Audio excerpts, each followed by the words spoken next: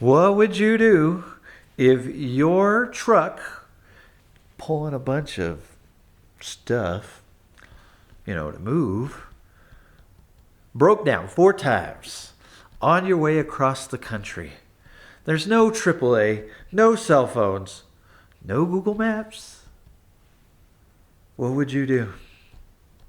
Well, and you only had your wits to save you. What would you do? Well, buckle up because today I'm sharing my own wild journey across 3 states. Well, wait, 4 states.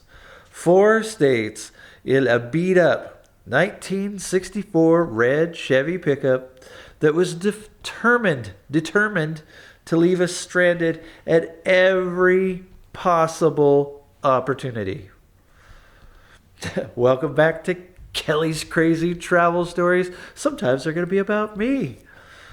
Anyway, where we will explore the most extreme, hilarious, and unbelievable travel experience from around the world.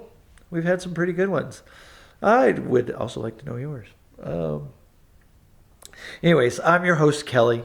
And if you're new here, hit that subscribe button because you do not want to miss our every other week travel story.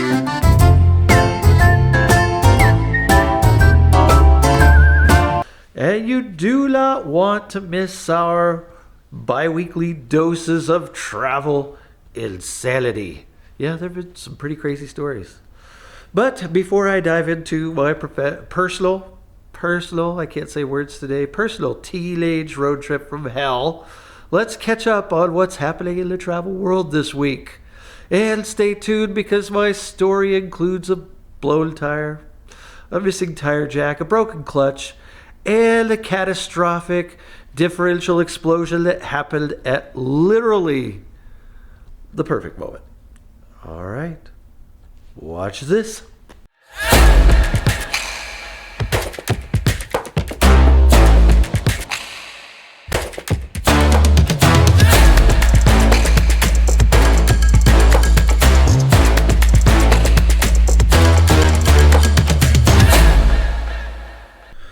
All right. Welcome back to Kelly's Crazy Travel Stories. But first, we have to have some news. And so this is our time for news. Pardon me while I don't look straight at you in the eye in the camera. All right. International travel to the U.S. is declining right now. If you've noticed fewer international tourists lately, the data confirms it.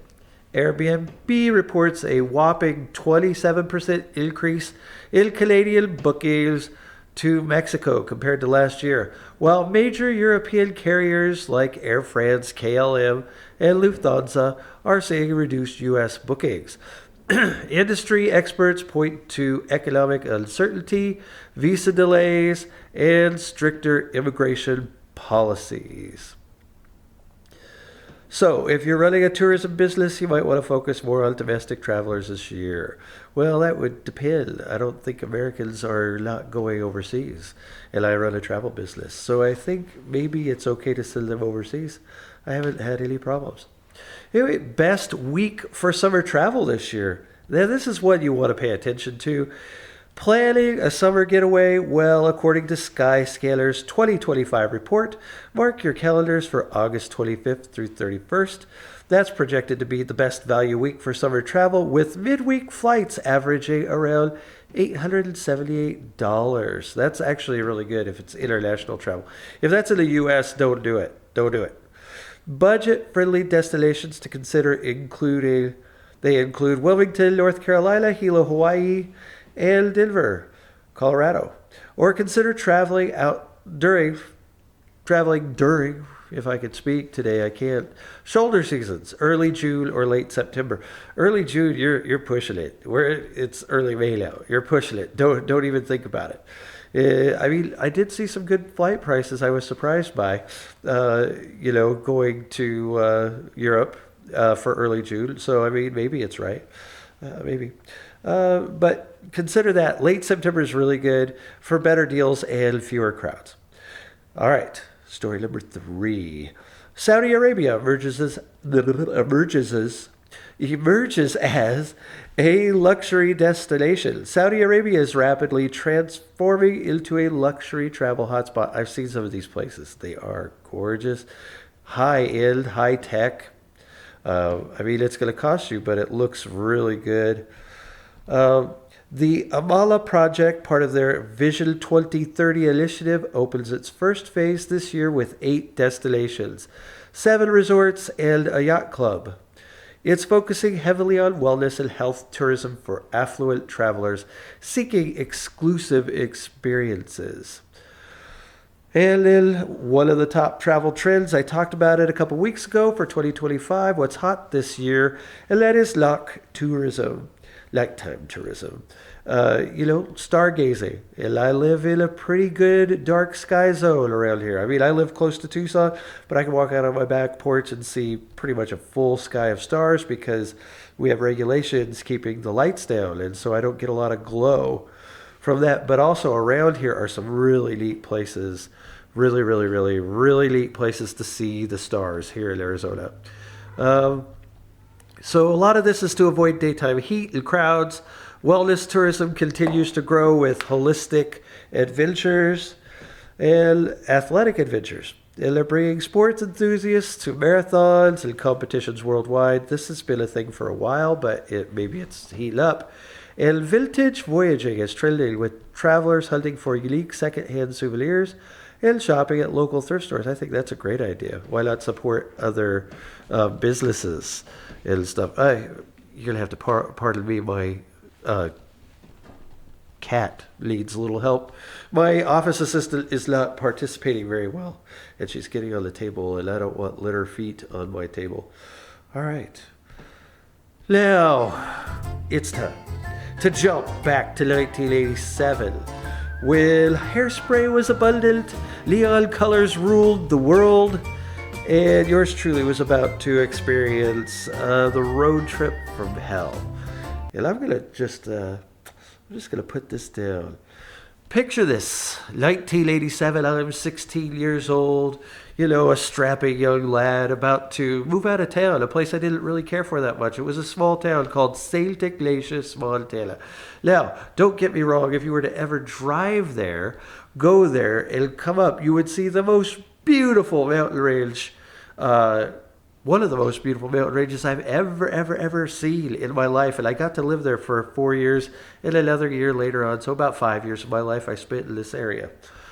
Anyway, my dad and mom had decided it's time to go to Oregon. So we packed up. And my dad had a 1964 red Chevy pickup with a white cab. And we were going to move using that truck. Now, this is 1987, so it's a 23-year-old truck. No big deal. Those are still supposed to be pretty good by then. And my mom and my little brother had already taken off earlier that day. It was the day before Thanksgiving, 1987, might I add. And my dad and our dog Joshua, a black and white border collie, and I were going to tow this trailer to Portland, Oregon. No big deal, except we always had problems with our cars. Pretty bad. Anyway, so my mom had already taken off. My dad and I were leaving in an hour or so. We get in the truck. Everything's sealed and secured, whatever. And on the way out, heading heading west on I-93. Now, I-93 goes north and south. But out of St. Ignatius, you go kind of southwest to go out of town towards this place called Ravalli. And as we're driving out of town, we're not even 5 miles out of town. And we're going up this hill. And it's a kind of steep hill for the truck, and the truck doesn't love it. And we get right to the crest, right there. The truck's right on the edge of the crest, not quite over it. And it quits working completely. It stops. Nothing. So me and my dad get out to push a truck, a huge truck, and trailer. Just the two of us. Push it over the crest of the hill, just a little bit. So we get out, we're pushing. We actually push it a little bit over the crest so it starts to coast down the hill, because there's another hill. It's kind of steep, but going down this time. And I'm pushing. My dad says, okay, I'm getting it. He gets in to get it started on compression, puts it in gear, releases the brake, and boom, boom, boom, it starts. He says, get in. Well, I'm running to get in. I'm right by the door, and I jump in, but not before the door hits a reflector on the side of the road and slams into my leg. Didn't break it, don't worry, I was okay. I was pretty durable child. And anyways, we start going down the hill. Everything's good. We get another 5 miles. We turn at the bottom of the hill, headed right on whatever it takes us to Thompson Falls. I think it might be Highway 100. I don't know. I don't remember. It might be Highway 200. Somebody will tell me. Anyway, we take a right. We don't get more than 2 miles down that road, and all of a sudden, boom! One of the tires goes flat. Yeah, one of the tires goes flat. So my dad says, oh, it's okay. We got a tire in the back. We've got a jack. We can change it. How do you have 2 big events happen to you within 10 miles of leaving, and we still have 550 some odd miles to go to get to Portland? No, I of course, being the 16-year-old and can get anywhere, because I'm durable and flexible and young. Get in the back, I find the tire in the back of the truck. But what I don't find is the jack. My dad's like, it's right there, you just look right here. No, I never found it. But I did get the tire out. Well, about that time, we lived on the Indian reservation, the Native American reservation, the Salish Kootenai tribe. And a guy from that tribe, he's in his truck, pulls up right beside us, gets out, high lift jack, comes to the back of the truck, boom, boom, boom, boom. Up goes the truck, on goes the tire, put it on tight. We're on our way. Probably was a 25-minute delay. And I'm thinking, nothing else could go wrong on this. And I never say that. Never think nothing else could go wrong, because it's possible for something else to go wrong. So we drive a few hours along the Clark Fork River, and we are headed into Idaho. And we're on it's snowy here, by the way. We've moved into snow. It's the end of November, and the higher elevation you get, you're going to get snow. And sure enough, in the Banks curves, we're going through, and all of a sudden my dad looks at me and he says, hey, Kelly, I just lost the clutch. What? You just lost the clutch? Yeah, I don't have any clutch, so we're just going to have to pull over right here. I was like, oh, that's great. We're in the middle of nowhere. It's probably 11 o'clock at night, because we're traveling about 30 miles an hour because this thing can't go very fast. Anyways, we pull over, and my dad says, hey, over there I see a light over that hill right there. I'm going to hike over to it. You stay here in the truck at 11 o'clock in the middle of winter. Sure, Dad, I'll do that. I'll stay here and you go that way. This doesn't sound like a good plan. So, my dad, he gets out of the truck. There's no cars coming, by the way. It's the night before Thanksgiving. Everybody else is in party mode. We're in survival mode. Anyway, he hikes up this hill. It's not that far. It's probably a couple hundred yards that he had to go, maybe a quarter of a mile. I don't know. Gets over that hill, and sure enough, he's found something. Meanwhile, I'm in the truck, wondering where he is. Next thing I notice, probably 45 minutes later, there's this truck that comes driving down the hill, turns around, pulls up in front of us, and then pulls up to the truck, backs up to our truck. And my dad's there. Voila, my dad's there. So they tow us and the trailer. I don't know, maybe they left the trailer behind. I think we might have left the trailer behind. I can't remember. This is almost 30 years ago, almost 40 years ago. Anyway, they pull us up, take us into their shop. The guy is a welder. He welds the clutch back together. I couldn't tell you how he did it because I don't know. I'm not mechanically inclined. We're there for probably an hour and a half, 2 hours. Sure enough, we get the truck back to the trailer, hitch it back on, go driving. We're midnight at least at this point, maybe 11 o'clock, maybe 1 o'clock, I mean. And this, so we drive a long ways. We drive all the way to Ritzville outside of Spokane. This is early morning hours. I just remember it was early. And Dad says, we got to sleep. So what do? I lean over and I pass out because I'm tired. I'm exhausted. But in that process, I lean over, pass out. I'm sleeping on the middle part of the seat of the truck and my side. And sure enough, my dad in the middle of the night leans over and he's on top of me a little bit, leaning on me. And no joke, on top of us is that border collie laying on top of my dad and I. We're all huddling for warmth because it's probably 15 degrees outside. We don't have the heater on. We needed some sleep, had to turn the truck off. Wake up next morning, drive another couple hours. We had some snacks with us. Drive another couple hours, stop for breakfast after we'd crossed the Columbia River in Oregon. We drive the rest of the way, 25 miles an hour, all the way to Portland, Oregon. And I'm serious, 25 miles an hour. We didn't get above that. That took something that would normally take you probably 10 hours to drive. It took us almost 24 hours to drive that. Yeah, somewhere in there. It was pretty close. Anyway, we finally get to Portland. We pull into my grandparents' house, pulled up with the trailer. You know, we've moved here. My dad and my mom both had jobs already. My older brother had a job. And anyway, and we spend the rest of the day just celebrating Thanksgiving, leaving everything out there in the trailer, which might not have been the smartest thing, but nobody stole anything, and our stuff was probably trash at that point anyway.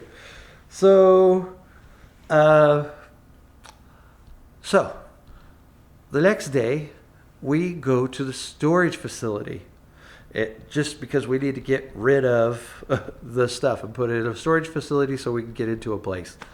So we go there, and sure enough, as soon as we park, the differential in the truck drops out of the truck. Just right on the ground, right there. I don't know how we did this.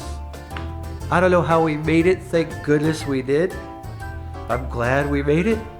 But that was fine. We all survived. I'm doing all right. But that was not the most fun trip I've ever taken. Fun little crazy travel story. Yeah. That 64 Chevy, that 64 Chevy had the best comedic timing of any truck I know. At least we got there. I would have been so mad if we'd gotten 40 miles from Portland and it didn't make it. We had to, that would have been awful. So looking back, what should have been a simple two-day drive turned into an epic adventure that taught me about resilience, the kindness of strangers, because there were tons of people who were great to us, and how to sleep comfortably with a dog using the dog really was the blanket. It kept me warm. So anyway, saying that, what is the craziest breakdown you've ever experienced while traveling? Let me know in the comments below. And if you've had your own moving disaster or travel disaster, share it. Your story might be featured in an upcoming episode. You can send me that information, DM me, do whatever. It'd be fun to tell your story. Then, and amid all the luxury travel trends and international tourism stats we discussed earlier, sometimes It's these mishap-filled journeys that create the most lasting memories. You always remember the worst parts. Always. That beat-up Chevy taught me more about, well, problem solving and gratitude than any five-star resort ever could. Now, if you enjoyed this, give this video a thumbs up. Share it with a friend who's planning a road trip in an unreliable vehicle like we all have. I actually have a couple more about moving in bad vehicles. Next week, not next week, 2 weeks. We'll be exploring what happens when a dream vacation, well, I'm not going to tell you. Why would I tell you? I want you to tune in. We're going to explore some stuff about some crazy travel adventures. And then I might be gone for a month, so maybe no videos. We'll see. I'll be doing short videos probably. Anyway, you won't want to miss what's coming up. There's a lot of cool stuff. Until then, keep your adventures safe. Stay adventured. Make sure your tires are inflated and your clutch is intact. And this is Kelly from Kelly's Crazy Travel Stories. Signing off. It's been great talking to you today.